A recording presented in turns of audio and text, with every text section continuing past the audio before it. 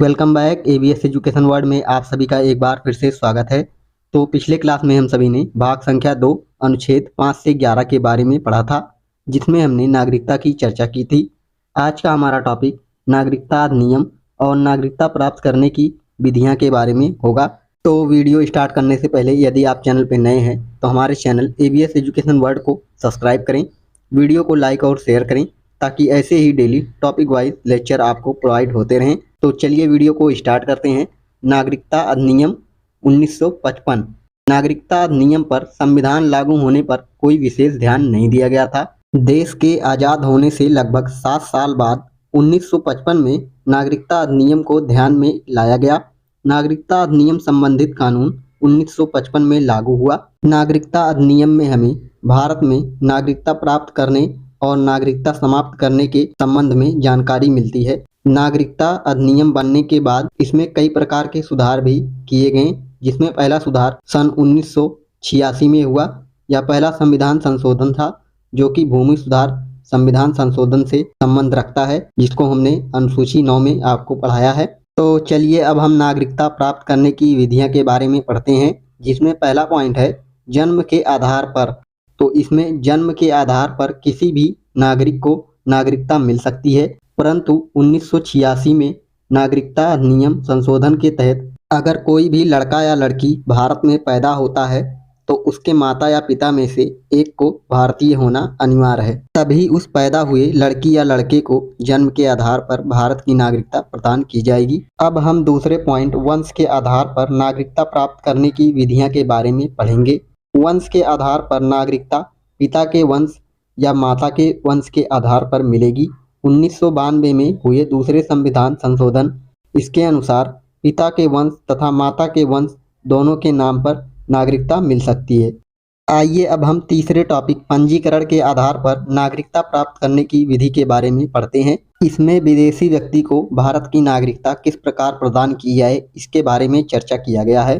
तो इसके लिए विदेशी व्यक्ति को भारत की नागरिकता लेने के लिए भारत में 7 वर्ष रहना पड़ेगा और फिर पंजीकरण कराना पड़ेगा और फिर उसका निर्णय गृह मंत्रालय द्वारा तय किया जाएगा कि उसे भारत की नागरिकता दी जाए या नहीं।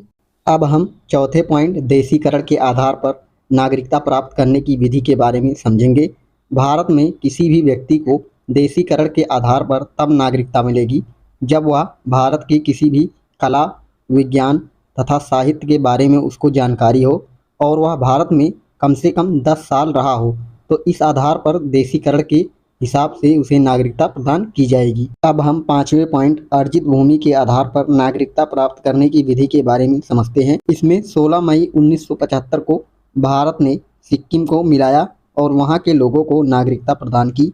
तो इस हिसाब से अर्जित भूमि के आधार पर किसी भी राज्य को मिलाकर वहां के लोगों को नागरिकता प्रदान किया जा सकता है। तो इस प्रकार हमने भारत में नागरिकता प्राप्त करने के लिए 5 विधियों के बारे में पढ़ा। अब हम नागरिकता किस प्रकार समाप्त की जाती है इसके बारे में पढ़ते हैं। नागरिकता को समाप्त करने के लिए 3 विधियों का वर्णन किया गया है, जिसमें पहला है त्याग, दूसरा है बर्खास्त, तीसरा है वंचित। त्याग में कोई भी व्यक्ति नागरिकता को स्वयं से त्याग कर सकता है। दूसरा पॉइंट है बर्खास्त, इसमें आपकी नागरिकता फर्जी पाने पर आपको बर्खास्त किया जा सकता है। तीसरा है वंचित, इसमें आपकी नागरिकता छीनी भी जा सकती है। आइए अब हम कुछ विशेष मुद्दों के बारे में चर्चा करेंगे, जिसमें पहला है NRI नॉन रेसिडेंटल इंडियन। पहले हम NRI नॉन रेसिडेंशियल इंडियन के बारे में समझते हैं। इसमें पहला पॉइंट है कोई भी भारतीय व्यक्ति NRI तब कहलाता है जब वह कम से कम 6 महीने लगातार विदेश में रहा हो। दूसरा पॉइंट है NRI लोगों से इनकम टैक्स नहीं लिया जाता।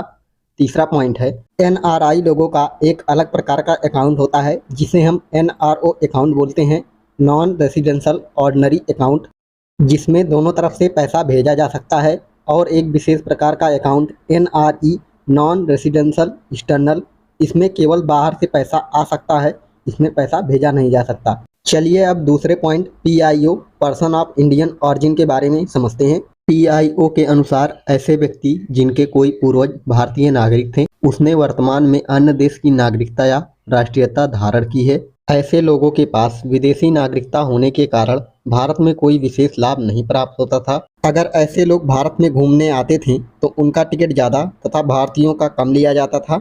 उनके साथ और भी कई प्रकार के भेदभाव किए जाते थे। तो यह उन लोगों के लिए एक प्रकार से भेदभाव की तरह होता था। इसीलिए इस व्यवस्था को 2015 में समाप्त कर इसको ओसीआई में मिला दिया गया। आइए अब अगले पॉइंट ओसीआई के बारे में समझते हैं। OCI overseas citizen of India. OCI व्यवस्था 2005 में लागू हुई थी।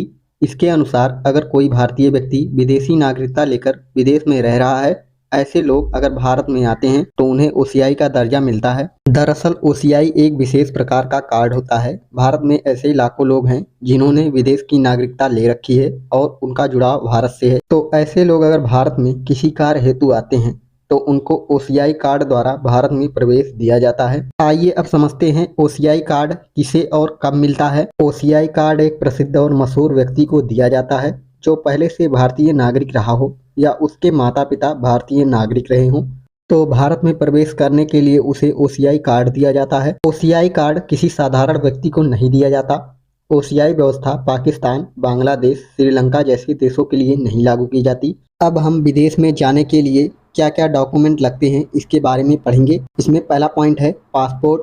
यह विदेश यात्रा के लिए आपकी पहचान होती है। और दूसरा है वीज़ा, या आपके कार्य उद्देश्य के आधार पर आपको दिया जाता है, जिससे यह पता चलता है कि कोई भी व्यक्ति किस कार्य या उद्देश्य से विदेश जा रहा है। इसमें कुछ ऐसे देश भी हैं जो वीज़ा फ्री होते हैं, जैसे नेपाल और भूटान, और कुछ ऐसे देश हैं जो वीज़ा ऑन अराइवल देते हैं, जैसे जापान। अब हम चौथे पॉइंट एनआरसी के बारे में पढ़ेंगे। National register of citizens. NRC national register of citizens राष्ट्रीय नागरिक पंजी सभी भारतीय नागरिकों का एक रजिस्टर है। इसको 2003 से 2004 के बीच में संशोधित नागरिकता अधिनियम 1955 के अनुसार बनाया गया था। अगला पॉइंट है एनआरसी असम राज्य के लोगों के लिए लागू किया गया था। असम को छोड़कर एनआरसी अभी तक कहीं और लागू नहीं किया गया है। अब हम इसके बारे में और डिटेल में समझते हैं। 1971 के पहले पाकिस्तान द्वारा बांग्लादेश के नागरिकों को सताया गया, जिससे बांग्लादेश के नागरिक असम में जाकर बसने लगे। धीरे धीरे यह संख्या ज़्यादा होने के कारण असम के लोगों ने आवाज़ उठाई, जिससे यह एक राजनीतिक मुद्दा बन गया और मामला कोर्ट तक पहुंच गया। इसके बाद सुप्रीम कोर्ट ने सरकार को आदेश दिया कि वह एक रजिस्टर बनाए जिसमें यह स्पष्ट हो सके कि कितने लोग 24 मार्च 1971 के पहले आसाम आए थे। साल 2013 में इस रजिस्टर से पता चला कि लगभग 19 लाख लोग 24 मार्च 1971 से पहले आसाम आए थे। आइए अब हम एनआरसी के मुख्य उद्देश्य के बारे में पढ़ते हैं। पहला पॉइंट है आसाम में रह रहे बांग्लादेशियों को बाहर निकालना। दूसरा पॉइंट है भारत में रह रहे घुसपैठियों को बाहर निकालना। तीसरा पॉइंट है भारत में जो भी लोग अवैध रूप से रह रहे हैं उनको उनके देश वापस भेजना। एनआरसी का भारत में रह रहे किसी भी भारतीय नागरिक या धार्मिक मामलों से कोई भी संबंध नहीं है। अब हम नागरिकता अधिनियम में हुए संशोधन के बारे में पढ़ेंगे, जिसको हम सीएए बोलते हैं। सीएए सिटीजनशिप अमेंडमेंट एक्ट 2019 के बारे में समझते हैं। नागरिकता संशोधन अधिनियम सीएए को 11 दिसंबर 2019 को पारित किया गया। सीएए कुछ और नहीं, नागरिकता अधिनियम में संशोधन किया गया है। इसी को नागरिकता संशोधन अधिनियम बोला जाता है। आइए आगे देखते हैं। नागरिकता संशोधन अधिनियम पाकिस्तान, बांग्लादेश और अफगानिस्तान के अल्पसंख्यक व्यक्तियों के लिए है जो कि धार्मिक उत्पीड़न के शिकार हुए, जिसमें हिंदू, सिख, बौद्ध, जैन, ईसाई समुदाय के लोग शामिल हैं। ऐसे लोगों को सीएए द्वारा भारत की नागरिकता प्रदान कराई जाएगी। इसमें से जो भी लोग धार्मिक प्रताड़ना के शिकार हुए और वे 2014 के पहले भारत आ गए थे तो उन्हें 2020 तक नागरिकता प्राप्त कराई जाएगी। अगला पॉइंट है सीएए में यह स्पष्ट किया गया है कि धार्मिक प्रताड़ना के आधार पर किसी भी व्यक्ति को भारतीय नागरिकता तभी मिलेगी जब वह साल 2014 से पहले भारत आया हो। तो आज का हमारा टॉपिक कंप्लीट हुआ। उम्मीद करते हैं वीडियो आपको पसंद आई होगी। अगर वीडियो आपको अच्छी लगी तो हमारे चैनल एबीएस एजुकेशन वर्ल्ड को सब्सक्राइब करें, वीडियो को लाइक और शेयर करें। तो चलिए मिलते हैं कल फिर और एक नए टॉपिक के साथ।